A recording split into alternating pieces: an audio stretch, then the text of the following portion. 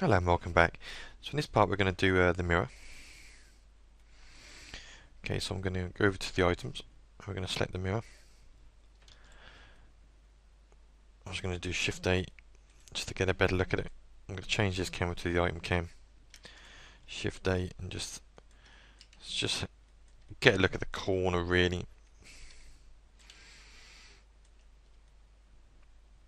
I'm not too worried about this section here because this is just the actual reflective mirror section.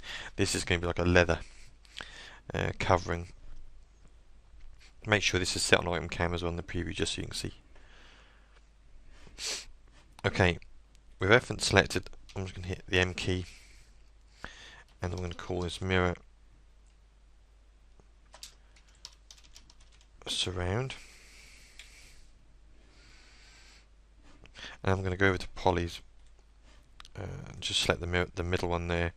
I'm going to hit M key and I'm just going to type this mirror. Just so we've got two materials now in the shader tree. The mirror I'm just going to grab straight from the glossy Luxology assets there. Delete the original material, bring the imported one out of its group into my group, and delete the group. Now you'll see straight away there the mirrors appearing nicely in there. So for this other section here, I'm going to add a layer. I'm going to add an image. I'm going to load an image, and I'm going to bring in this leather bump. This is how it came off CG Textures, and basically I just made a desaturated just so it's black and white. So I'm going to bring that in. We're going to use this as a bump channel actually. I'm just going to look at it in here just so we can see the actual the patterning. Okay, so over in the texture locator, I'm going to change it from UV map to cubic. And we can see the leather pattern appearing there nicely. It's a bit big, so I'm going to put this down to about 250, about quarter the size. 250 mil. Let's see how that's looking. Okay, I'm pretty happy with that. We should make it a wee bit smaller. 200 mil.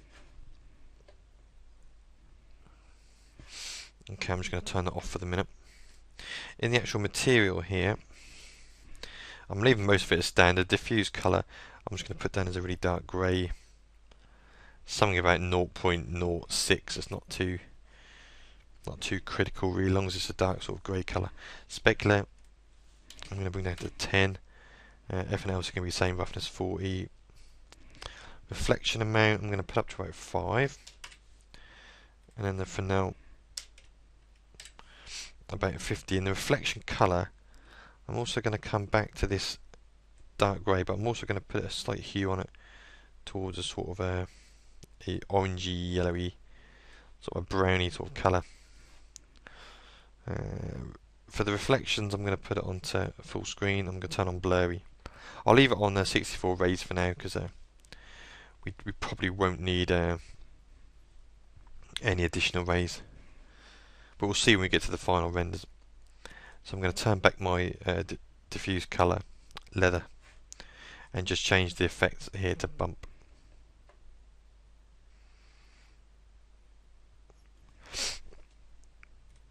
Okay, that's basically the mirror done. Another thing I'll do quickly in this part, I think we're then pretty much done with all the surfacing. We've still got the petals to do, but we'll do them when we come to start doing the actual lighting. So I'm going to go over to look at these pictures now. So I'm basically going to just select my items. I'm going to come over to polys. I'm going to double click on one, hit the M key, and I'm just going to call this picture 1. Double click on the second one, picture 2.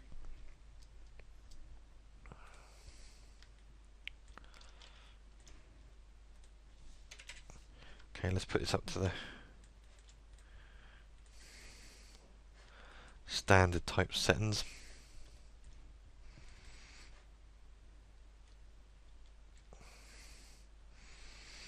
Okay, let's move our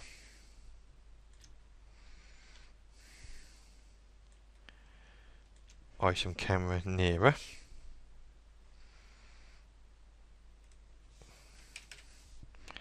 I'm going to turn all the rest of this off for now.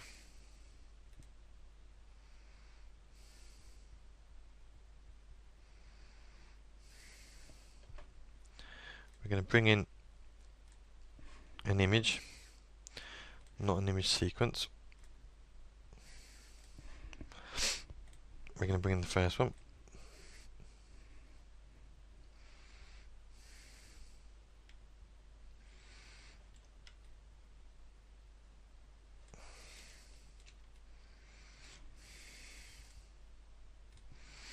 It'd be handy if we were looking at the right picture.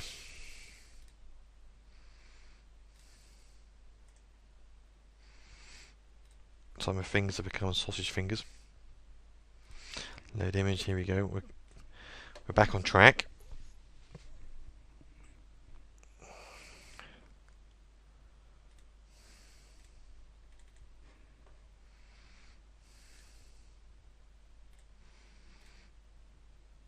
Let's turn this over to cubic. I'll click auto size.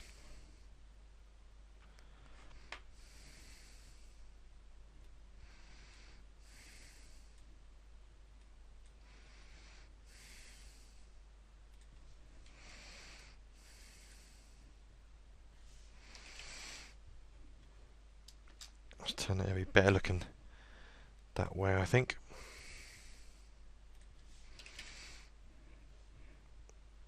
Let's get our stuff back to sort of default settings. Okay, so there's our picture on there. As you can see, the difference between here and here, it's very washed out. So I'm going to come up to my diffuse colour. That's because the gamma needs to be corrected. So we're going to divide that by our gamma level of 2.2. Now you'll see it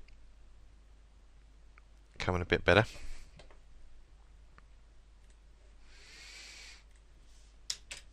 I'm just going to pump up the specular just a wee bit.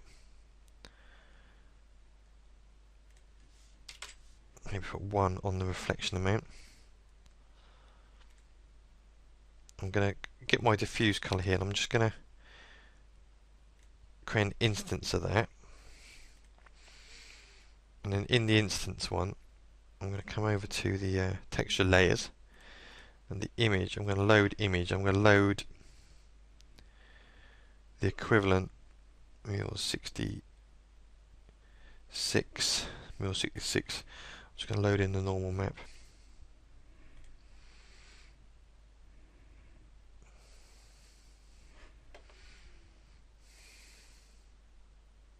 I'm going to change that from diffuse colour to normal.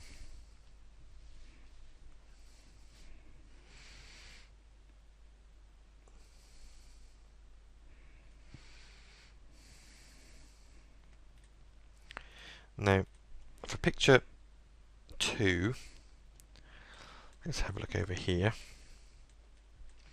Now, this may or may not look right because this is a different shape. I just made this one rectangular to try and sort of offset your eye being automatically dragged to this sort of rectangular shape on the left, just to sort of try and balance out the scene. So what we'll do, we'll just pull the image camera over to this side just for a minute. Okay. So what I'm going to do, I'm going to delete the material out of there. I'm just going to select this first one. I'm going to create a duplicate of that and drag it into that one, just so we know the material is the same. I'm going to add an image. And I've got this one as well, which is a similar type of thing. We'll come over to the texture locator of the actual image. I'm going to put it onto cubic. I'm going to hit auto size. Now what I was worried about is obviously this bit of frame here would look a lot more stretched than this, but in actual fact there's not a great deal of difference in the distance there, so even though it has obviously been stretched, it's nothing too too drastic. Now on cubic, you're obviously going to see this the same image mapped over there. Now a box might be better.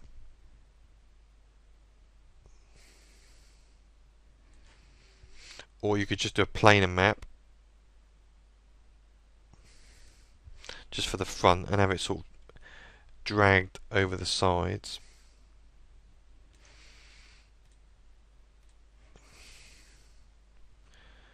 I think I'm going to go with box for now.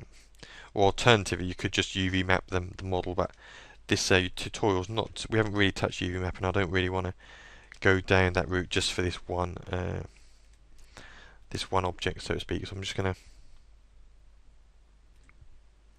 We can use what we've got at hand and just do the best we can with these projection types. If you want to do look more into the UV mapping, there's some other tutorials on the Polypressure site where we UV map objects and things, game assets. Okay. So I'm also going to gamma correct this, and then we're going to instance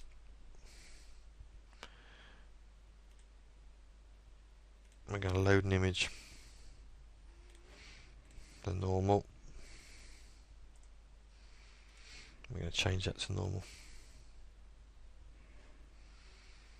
Now if we go to the material, we can see here the amount of bump. But you can see on here, there's definitely an appearance of bump. So we can always up these values if needs be, but I think we're fine with that at the moment.